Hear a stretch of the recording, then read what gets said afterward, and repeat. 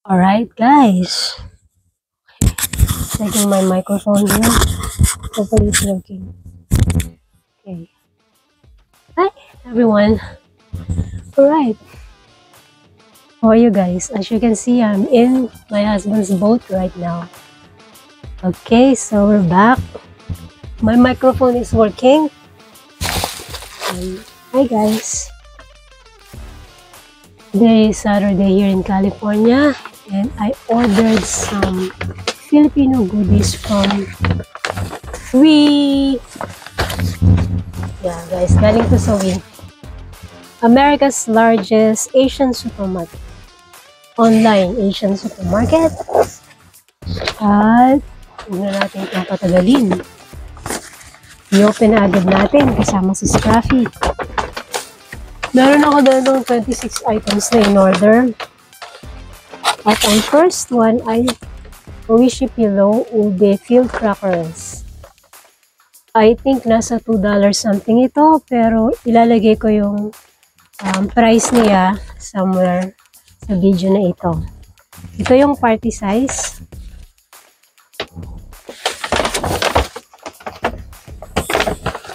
At kasamahan niya sa paper bag ay itong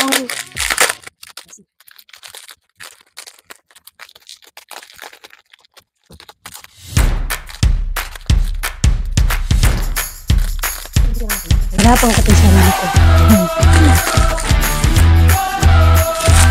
Lipitin na lang natin siya.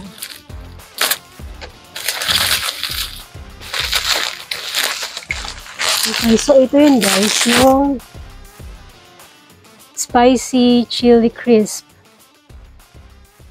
Asa almost $4 to sa Walmart, pero sa Wii, naka-sale siya ngayon, $2 something. Diba? Mas reasonable siya na bilhin sa Wii online. Dito naman tayo sa frozen.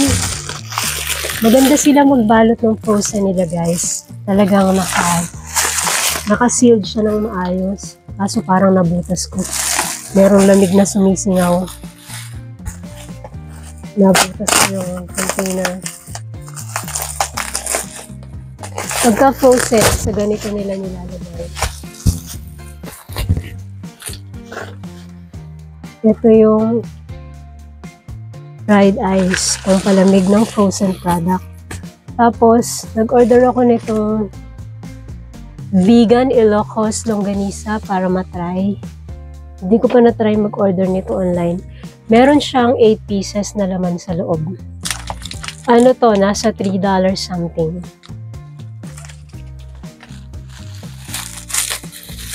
At ito yung pinaka-reason guys bakit inaabangan kong mag-sale yung Wii online every other month. Dahil ito talaga yung inaabangan ko lagi. Yung sarangani, marinated milkfish o yung bangus. Kasi pagka sa regular store mo to binili, mahal siya. Imagine sa $4 something mo, meron ka ng 4 pieces na daing na bangus or marinated fish. So, ayan. Madami sana yung orderin ko kaso baka hindi ko naman maubos ng baka ma-stock lang sa freezer kaya 2 pack muna yung binili ko. Ayan, ilagay muna ulit natin sa container niya.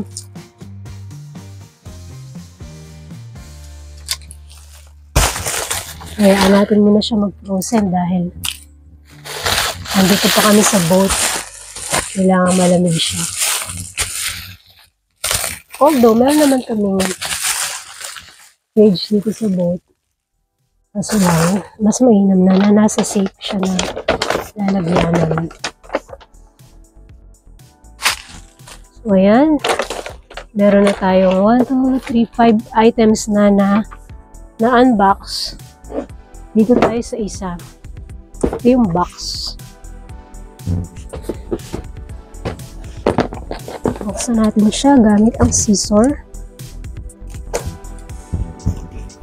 Nagmamadali na ako dito para hindi naman masyadong matagal yung video natin. At hopefully, okay lang yung audio ko ngayon dahil may gamit naman akong microphone. Yung microphone ko nga pala sa TikTok ko binili. Under $5 plus free shipping. Hey guys, so eto na. Taran! Si Scrappy excited nang makita yung mga laman sa iyo. So, ayan. Pag binuksan natin siya, oops, bubble wrap para maprotektahan yung items. Tapos, naloka ako dito. Maganda yung review niya. Tapos, 20 cents lang siya. So, nag-order ako ng worth $2 something or 13 pieces nito. Nakakaloka yan, guys. Ang dami. Product of India daw. Sana masarap. Kaloka. Ang dami.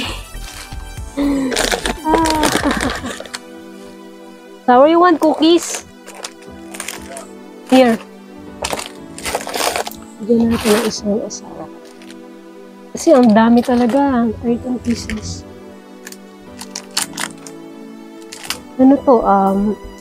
Original Gluco Biscuits. So, maganda yung review niya online.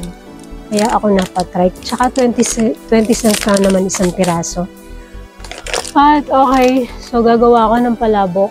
Kaya naisipan ko mag-order ng Mamacita's Palabok Mix. Naka-sale din to. $1 something siya. Per pack. At itong potato fries ng Oishi, 99 cents siya. Pero kailangan 4 pieces yung bilhin mo. Minimum of 4 pieces para ma-avail mo yung 99 cents each. Kaya syempre, isusulit natin yan. So, di meron ako dito. 99 cents times 4. Almost $4. Ayan. Wow! Nang-homesick na naman kasi ito. Kaya, kailangan may pang-alis tayo ng homesick. At itong Hansel, milk-filled Hansel. Masarap to, guys. Naka-sale din to, $2 something. Yan. At meron din tayong isang box ng Chocmucho. Naka-sale din to, $2 something. 6 yung laman niya sa loob. Pero sa Pilipinas, ano lang to, 60 pesos isang box. Hindi yung kamahalan na pero okay lang. Uuwi ka mo ba ng Pilipinas para mabili mo yung mga cravings mo. So, yun lang guys. Salamat sa pagnood ng video na ito. Ano nagustuhan nyo? Naka 8 minutes din tayo sa video. Okay. Thanks for watching. Bye for now.